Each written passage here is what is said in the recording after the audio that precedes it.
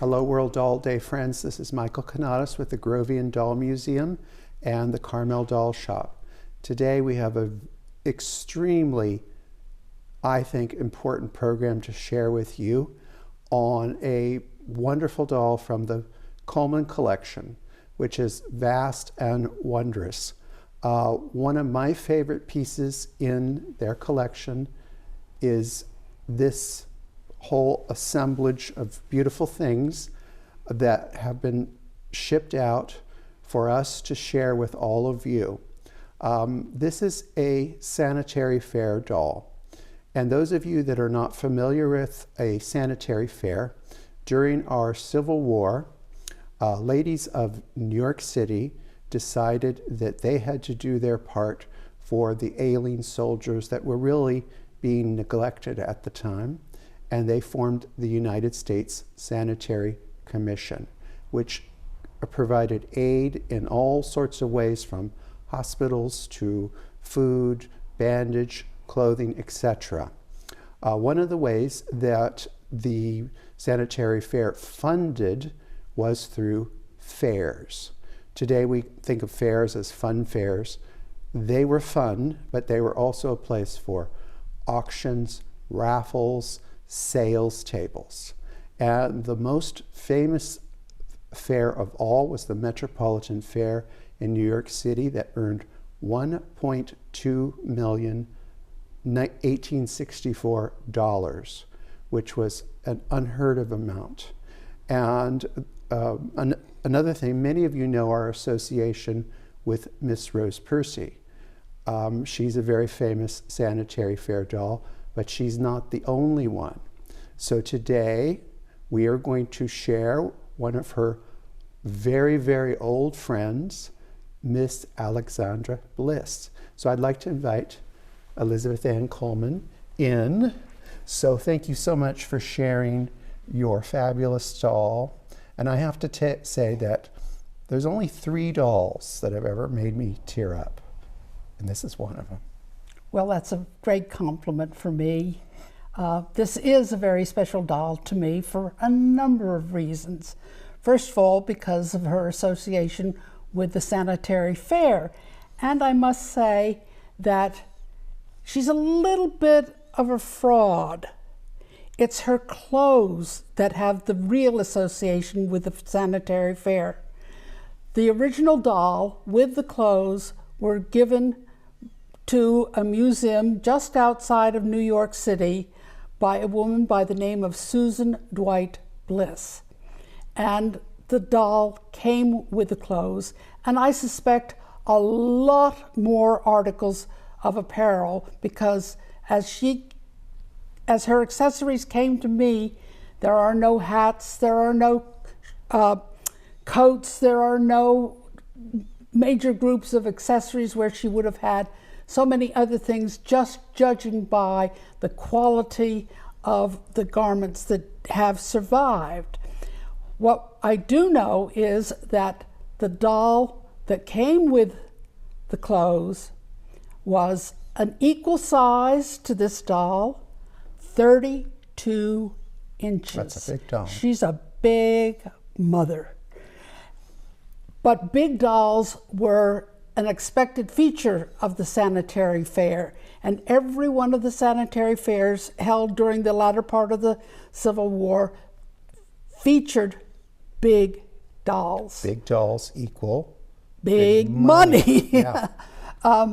So I was fortunate enough to find a china head the same size as the Parian head that was on the original doll. I do not know what happened to the original doll in that museum collection. I do know that these items were deaccessioned from the museum. One of the garments still retains its museum accession number sewn into it very carefully. So, isn't it interesting that it's usually the clothes that are lost? Yes. Not the doll. Yes. So, but we're not going to tell her that she's a fraud. No, but the remarkable thing is, and it's one of the things that's always so true, if you get something from a period where the doll and the clothes of the same period, they're likely to fit if they're Yes. the right. And particularly like the shapes of the shoulders and the waist. Shoulders, waist, so forth. So where are we going to begin? well, let's begin by looking at some of the dresses and informal articles that she did come down with. And I have one big surprise for everybody, which I'm going to be mean and save to the end. Are you? Okay, so you'll have to watch till the end. Now, for these Sanitary fair dolls, the clothing was not usually made by one person, particularly with a doll this scale, so that some of the garments are more finely stitched and embellished than other ones. And always to achieve a particular look of a doll, you have to think of the foundation garments. They are what they say they are. They are the foundation on which the shape of the garment is built. And so let's go to the bottom of the matter with her drawers. She has a pair of drawers here, which are not split drawers. They are solid, and they come down to just below the knees. They are not pantalettes. More importantly, they are not pantaloons. Pantalettes are women's attire. Pantaloons are men's attire. So these are her most basic undergarments, and they're finished with a wonderful rickrack. And this rickrack you could take off, and you could just open it up and come out with the length of the tape. So it's all folded over. So this is handmade rickrack? This is handmade rickrack. Oh, wow. Yeah. Beautiful. And this is towards the end of handmade rickrack. Machine-made rickrack is coming into play very shortly. And the amazing thing is that we think we're so clever today in what we can make with machines, but the Victorians, even late 18th century textiles, some of them are just astonishing and really cannot be duplicated today, because the machinery, just even with artificial intelligence behind it all, just isn't able to cope with. And that's so tiny and elegant. No. Then she has a petticoat, which is about as rank amateur in production as you can get, but still have a very nice hemline and gathering around the waistline. And we'll see later that her waist is 12 inches in circumference. But the big thing is going to be what her hemline on her dresses is. Then we come to the next garment, and here I'm lucky enough to have two of her chemises that have come down to us. These were the garment that were worn under the corset. She would have had a corset, of course, and that would have gone over the chemise. The chemise went next to the skin and was as I say, the second most important item in her wardrobe after the drawers.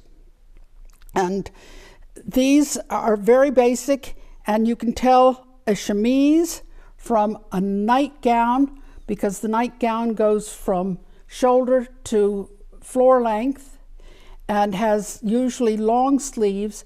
This is interesting because it has an underlay of pink. I've seen underlays of blue on some nightgowns and other lingerie items. And then we have another longer chemise here, which has the rickrack, same rickrack as on the So that's a cuff. set, isn't it? Yeah, it's a set. And I've just stuck in a straight pin, but this was closed originally with a stud. Oh, okay. and Like probably a cufflink type of stud. yeah, and it probably was from a jeweler of note. Of course. Because this doll, it's like Miss Rose Percy, she probably had her own serious jewelry. Of course.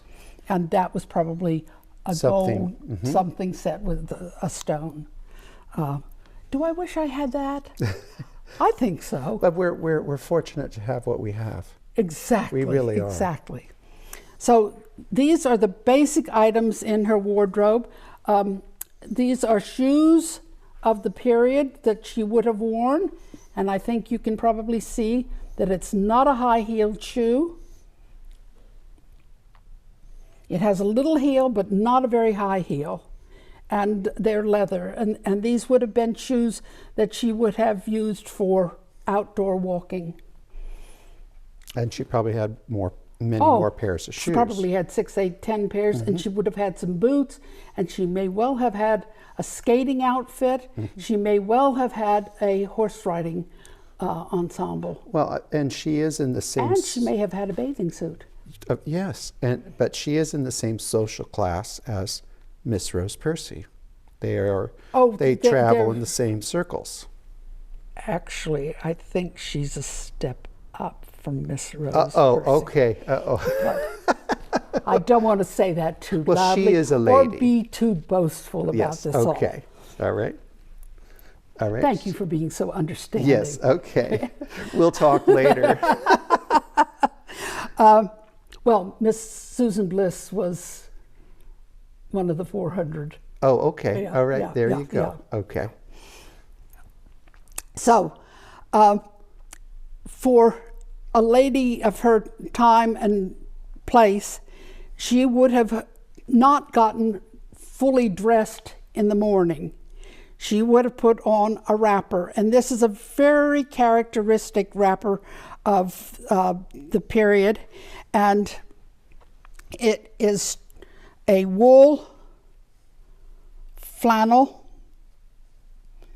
very, very fine, very, very fine, and this combination of the cream wool and the blue trim is not just patriotic at the moment, but it's also what was fashionable.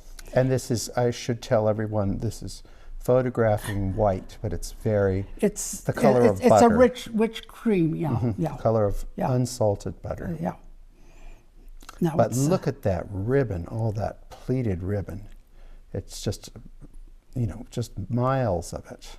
And she would have had on underneath it her chemise, her corset, and drawers, and a petticoat or two. So this she would is not almost, have had a almost dressed, not quite not dressed. Quite. No, this is informal at home. No. This never went out the front door or the, heaven forfend, the back door.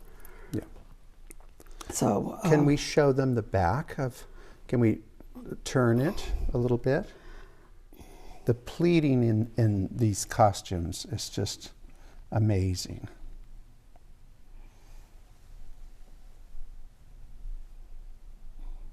And it usually begins and ends with the center front and the center back. And I think this is lined with a silk ribbon. Oh yes, it is, isn't it? Pleated as well. Yes, and she would have had very fine linen sleeves underneath this, which she would have put on early in the day. But I want to show them the gorgeous plating.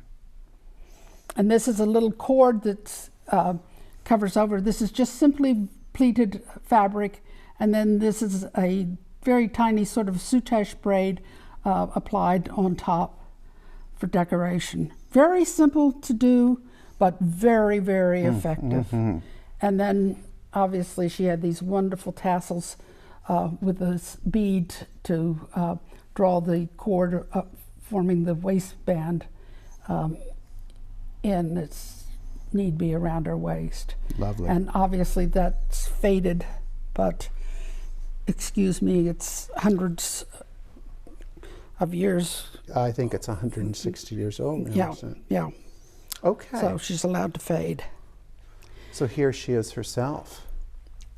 Now this is the dress that she's been living in I don't know how many years, because it's one of the sturdier dresses in many respects, and yet the tape at the hemline is extremely fragile. The silk that holds this wool tape in place has taken not kindly to the years, and every once in a while a run of it bursts and pops off, and you're left with little loops. But she's behaving fairly well right now. So, Anne, do we know who is the manufacturer of the head? No, that's not known yet. And it's big enough a head so that it's probably the largest size they produced. Sure. And there are not enough characteristics here to tell us exactly who done it. Well, the interesting thing about this head, and I think your choice was spot on, because if we look at the photograph of the Sanitary fair ladies and the board members, there's a couple of them, including Mrs. Astor, who wore her hair practically identical. Yeah. Well, now, believe it or not, this dress bodice is fully lined and boned. So that she had the boning of the corset, and then on top of that she had the boning of the garment. And all of her garments, interestingly enough, with the exception of, I believe, the wrapper, close with hooks and eyes. And I actually looked at this, and I think if we photographed this and we didn't tell a soul what size it was, it would be pass as a full-size garment for a person. Well, this is what I've said, that this is as close to actual human clothing as I've ever seen in doll apparel from this period, because it is so large. And let me point out a couple of things that I find interesting. If you were making this yourself today, you would want to press this front seam, get it absolutely flat. This has never been pressed. No. Never been pressed. And the other thing that I wanted to mention is that whether when we get to it, the ball gown or the other skirts, they've all got pockets in them. Sometimes they're further back, depends where the pleating is, but they're always in a seam where the two pieces of fabric come together. And we'll show you a little bit about the pocket later on. And Rose Percy loaned a little piece of bijou for her today. Rose wants to remain in her good grace. And Rose wants to say, when I grow up, I want to be just like you. Oh, yes, there you go. Now, the next garment that we have is a two-piece walking ensemble. This is what she would have gone to the fair in if she had gone to the fair as an attendee. Because it would have been in the spring, but early spring. Yes, and this is a very, very lightweight wool.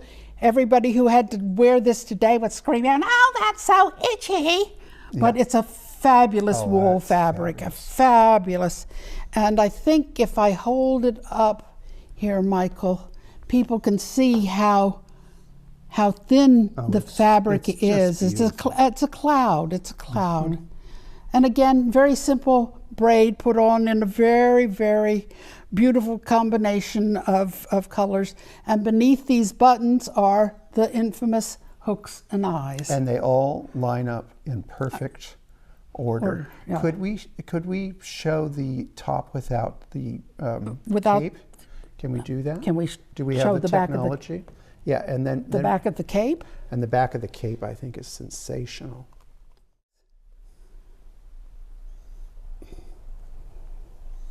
I mean, it's a beautiful costume. I need to grow 16 inches. It's a beautiful costume without the cape. But this is what I wanted everyone to see. Look at how chic that is.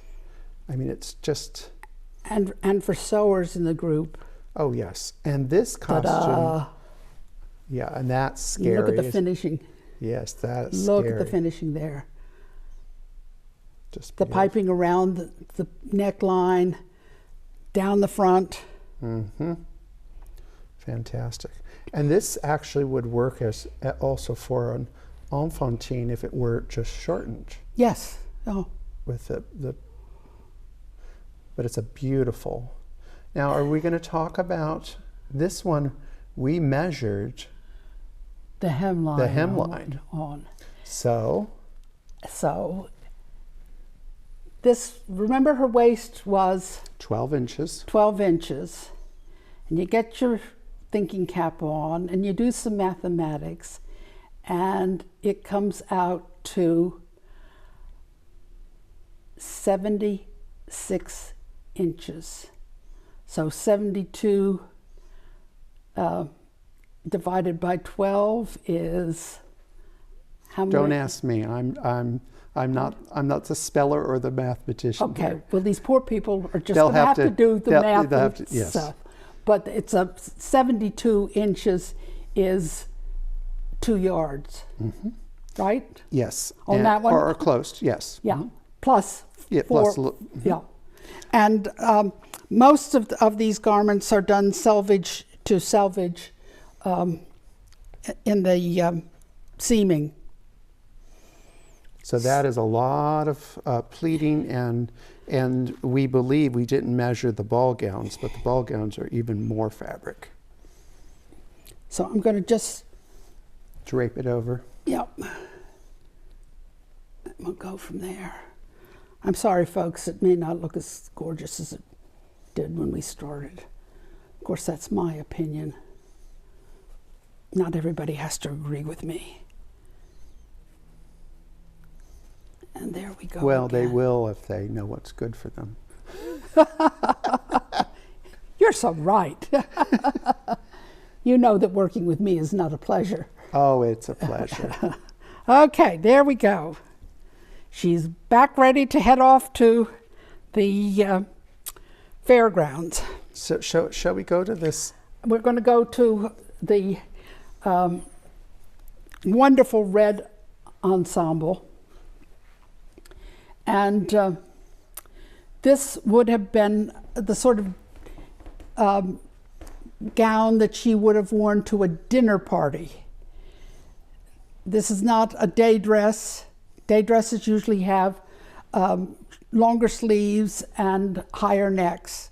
And when you get the off-the-shoulder line, that indicates that it's a formal activity, a garment, evening time. And I think here you can begin to see the incredible workmanship that has gone into reaching that point at the termination of the bodice just below the waistline. And you can see some of the shadowing of the structure of the boning underneath. Now, And it will keep her upright. I mean, it is so strong. yeah, she's not even going to after- bend. No, this is not for bending. Now, for your understanding of where the pockets are, you can see that it's in a seam, and we've stuck a handkerchief in here Just so we could find it. just so we could find it. Yes, And, exactly. and if you move this a little bit, it will fold right in and we won't even see that. Yeah. Oh. So it was a secret place, Yeah. really. So this is another one of her evening frocks. Do we have any idea, Anne, what kind of dye they use to get Well, this? all I can tell you is that this dye, red dye, has left its mark on some of the undergarments. That at some point there was moisture, and the red dye has left, So it's probably Yeah. fairly organic, and not terribly stable. but the color So is. I'll have you know that I wrapped this in plastic for the trip out here, just in case the box got anywhere near moisture, because And I do didn't we- want the Do we dye think to migrate. the fringe, do you think that it was originally the same color and has changed, or was it a contrast? I don't know, because sometimes they did something that was slightly not the same color, just because it gives it a little bit of different taste, texture, and visual appeal. Well, it wasn't. They weren't necessarily. Let's say it samey. Yeah, they liked contrast. And it has a little bit of a purple cast to it. Yes. So it could have been purple, do you think? No, we aren't into the Perkins blue yet. That comes a few years later. And I'm going to show everyone the back, which we don't have. She has a wonderful bow at her waistline. And the streamers. And this is a ribbon. And this one matches the taffeta. And the shame is that on these forms, you don't get to hear the silk rustling. Oh, yes. And I mean, that's one thing that people today don't even begin to think about, is the sound that textiles can and have made in the past. Yes. Now, I love this color. Now for the crowning jewel in her wardrobe. One of the most beautiful dresses I've ever seen. And this is a ball gown. Pure and simple, it's a ball gown. It's constructed a lot like the red dress. Doesn't have as deep a waist. It's more like a 18th century open robe in its construction, detailing, and so forth. It has that sort of a quick impression take, but it's not layered in any way. It's all flat on, but you know, you've got the concept of a stomacher here, and then you've got the concept of the underskirt, and then you've got the overdress decoration of the an 18th century robe. And this is trimmed with a variety of ribbons, the cream ribbon around the neck, and facing the sort of stomacher, and this wonderful blonde lace, which is very, very characteristic of mid-19th, late 19th century, even earlier, trim on many, many garments. There were garments that were even made of completely of blonde lace, and the fiber filament is so fine that you don't even see the supporting for the motif of the fabric, do you really? I mean, no. It's just incredibly. And they've even gathered the ribbon in an 18th century style. Yeah, mm-hmm. Yeah. But it's these two sides that are just a triumph of. And take a good look at the composition here on the skirt. Notice that there are 3 matching tabs, mirror image tabs, that are scaled to a triangular form because there happened to be one day when I was working on another project. Minding your own business. That's not possible. When I happened upon this fashion plate from January 1863, Peterson's magazine, which illustrates this very same garment. It is the same garment. And for people who do not know, I spent over 40 years as a curator of costume, fashion arts, textiles in some of this country's greatest museums. And never once did I come across a fashion illustration and a doll's garment. This is the only one where, and I've looked for these other garments in this doll's wardrobe. They're too basic, but this one, there is no question of what the source of inspiration was for this particular And ball I have gown. something to add to this. There's a doll in the other room, the Romer family doll that we acquired a few years back. Someone out of the blue sent us a fashion illustration with the exact same dress. So there's two. two. Now I can Yeah. say two. But was, this is that pretty, was a big day to find that, wasn't that? I think I was on cloud 27. And I think that it's what's interesting is, do we know the date of this, when this? Well, it would have been probably drawn in 1862 in Paris, and by the time it got to this country, and it was only 3 weeks usually for these fashion plates to get across the ocean and into a publication. The time lag was very, very short for the period, because they had to be oftentimes reprinted.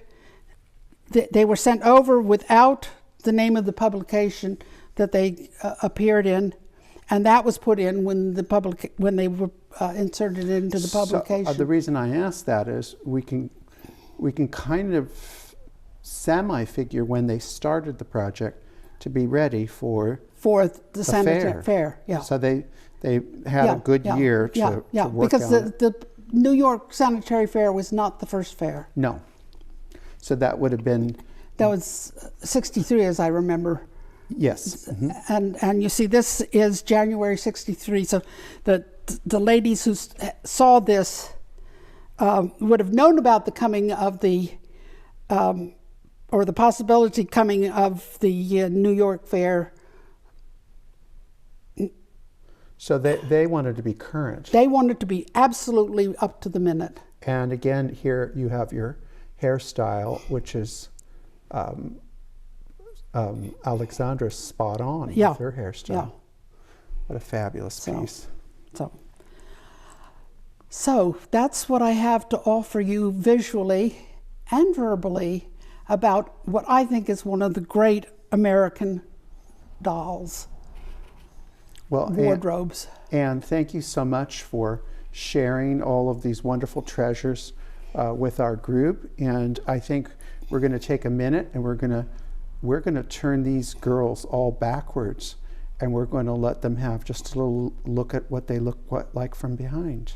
Don't you think that's a good idea? So it'll really be the end. It'll be the end. All right. Yes, we'll do that, and we'll come back and show you all that. Well, taking a look from behind this group of dresses, I think you can see that the parting view that you got of a woman of the period was just as important as the coming of her into an environment. And I think that's one thing that we today forget completely about, is the importance of our backsides as well as our front introductory appearance in public. And I think that, to me, this doll has begun to mean something very special. And while this doll has become known as Alexandra Bliss, it perhaps should be Sharon Bliss, in recognition of the patron of all of these wonderful presentations that the Grovian Doll Museum has put together over now, I believe, 5 years. And Sharon, we salute you with the best of our fronts and our backs. Thank you, Sharon Barton Maggio. Hear, hear. Bye-bye, doll friends. We will be back.